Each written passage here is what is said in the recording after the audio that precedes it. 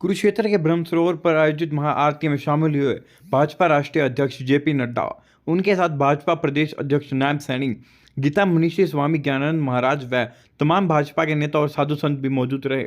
कुरुक्षेत्र ब्रह्म सरोवर मंत्र उच्चारण के बीच विश्व कल्याण के लिए भाजपा राष्ट्रीय अध्यक्ष जेपी नड्डा ने की महाआरती। कुरुक्षेत्र ब्रह्म सरोवर महाआरती में शामिल होने पर अपने संबोधन में भाजपा राष्ट्रीय अध्यक्ष जेपी नड्डा ने कहा, कुरुक्षेत्र की पावन भूमि पर रहने का मौका मिले तो यह भाग्यवंशी होता है। जब भगवान का आशीर्वाद होता है तभी यह संभव हो पाता है।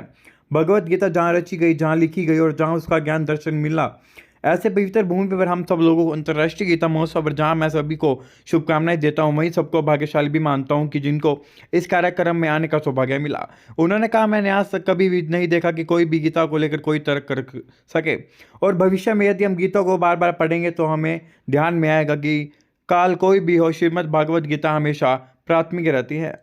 कुरुक्षेत्र से विशाल अग्रवाल। पवित्र भूमि, इस स्थान पर आने का मौका मिले तो यह भाग्यवश ही होता है। जब भगवान का आशीर्वाद होता है तभी संभव हो पाता है। भगवत गीता जहाँ रची गई, जहाँ लिखी गई और जहाँ उसका ज्ञान दर्शन मिला, ऐसे पवित्र भूमि पर हम सब लोगों को अंतर्राष्ट्रीय गीता महोत्सव पर, जहाँ मैं सभी को शुभकामनाएं देता हूँ, वहीं सबको भाग्यशाली भी मानता हूँ कि जिनको इस कार्यक्रम में आने का सौभाग्य प्राप्त हुआ है। मैं स्वामी ज्ञानानंद जी की जो प्रेरणा इस गीता महोत्सव को अंतर्राष्ट्रीय गीता महोत्सव बनाना और कुरुक्षेत्र जो भगवत गीता का जहाँ जिसे यहाँ पर पढ़ा गया, जिसका ज्ञान का अवलोकन हुआ, ऐसा पवित्र स्थान अनेकों कारणों से, कई कारण रहे होंगे, लेकिन यह स्थान अपना सम्मान और अपना, जिसे कहा जाए कि महान इतिहास, वो प्रायः लुप्त सा होता दिख रहा था। लोग भूल रहे थे, अपने गौरवमय ग्रंथ को भी भूल रहे थे और अपने गौरवमय इतिहास को भी, और कुरुक्षेत्र की धरती का योगदान को भी कहीं न कहीं लुप्त होती हुई अवस्था में हमने देखा।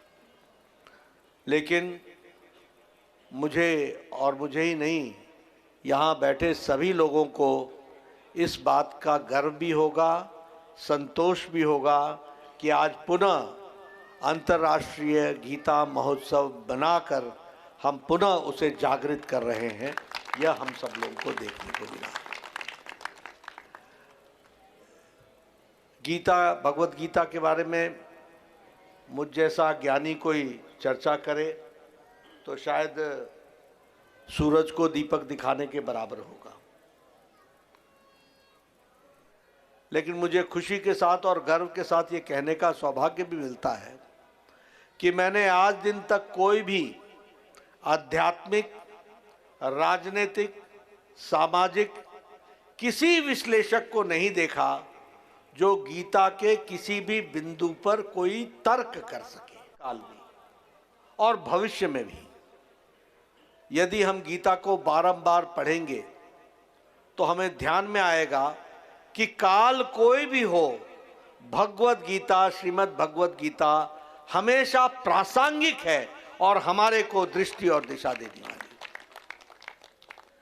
यह उसकी गूढ़ ज्ञान का भंडार है। और इसलिए मैं तो यहां तक भी कहता हूं कि किसी को भी अपने जीवन को अंधेरे से उजाले की ओर ले जाना हो, अज्ञानता से ज्ञान की ओर ले जाना हो, भटके हुए रास्ते से सही रास्ते पर लाना हो, अपने आत्मविश्लेषण को और मजबूत बनाना हो, वो जितना भगवत गीता का अध्ययन करेगा उसका जीवन उतना ही स्पष्टता से आगे बढ़ेगा। इसमें भी कोई दो राय नहीं। इसलिए मैं कई बार लोगों से कहता भी हूँ कि भाई तुम कोई समाज के लिए, कोई देश के लिए ये सब पढ़ने की जरूरत नहीं है। मैं तुम्हारे लिए बोलता हूं कि तुमको अपना जीवन भी अगर सार्थक करना है तो भी पढ़ लोगे तो उससे आपका जीवन सार्थक होगा और समाज के काम आएगा, देश के काम आएगा। तो ऐसे ब्रह्म सरोवर के किनारे हम सब लोगों को, सभी हमारे ऋषि मुनि, हमारे जिन्होंने अध्यात्म में अपने आप को पारंगत किया है, ऐसे ऋषि मुनियों के साथ बैठ करके इस कार्यक्रम में शामिल होने का सौभाग्य मिला है। भगवत गीता आध्यात्मिक जीवन के बारे में भी बताती है, सामाजिक जीवन के बारे में भी बताती है, राजनीतिक दृष्टि से भी हमको सबल बनाती है, देश के प्रति हमारी क्या जिम्मेवारियां हैं इसके प्रति भी हमको दृष्टि देती है। ऐसे संपूर्ण ज्ञान के ग्रंथ को हम बारंबार याद करें। और एक बात मैं ज़रूर अंत में कहूँगा, क्योंकि आपने मुझे बुला तो लिया है, लेकिन मैं हूँ तो राजनीतिक प्राणी। अब राजनीतिक प्राणी हूँ तो चीज़ों को राजनीतिक दृष्टि से रखना भी मेरी जिम्मेवारी है। मैं यह ज़रूर कहना चाहता हूँ कि 21वीं शती सात्विक शक्तियों की शक्ति, और सात्विक शक्ति का मतलब है जो सच्चाई के साथ खड़ा रहे, जो राइटसनेस के साथ खड़ा रहे, जो अपने लिए नहीं देश को मजबूती देने के लिए जिए। और मुझे लगता है कि ये सात्विक शक्ति की घड़ी, जो उज्जवल भविष्य भारत का हम देख रहे हैं, जो हम विकसित भारत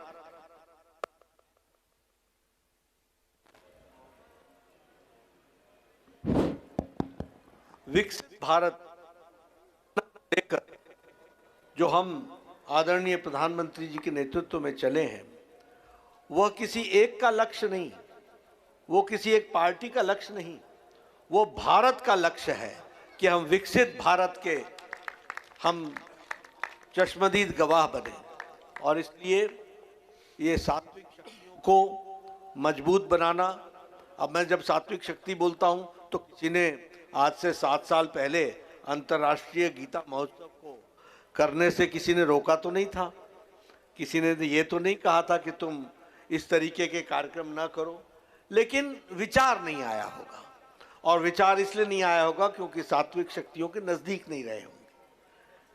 तो आज मैं कहूँगा कि आप भी सात्विक शक्तियों को पहचानें, उसको मजबूती प्रदान करें और विकसित भारत 2047 के आप भागीदार बने और उसमें अपने आप को जोड़ें। यही मुझे कहना है। आप सब ने मेरी बात सुनी और आप ज़रूर उसको आगे बढ़ाएंगे, क्योंकि जो हमारी विचार है उसको मजबूती देंगे तो मुझे भी अच्छा लगेगा, क्योंकि देश के लिए वो आवश्यक पहलू है। आप सब उसको करेंगे। इन्हीं शब्दों के साथ मैं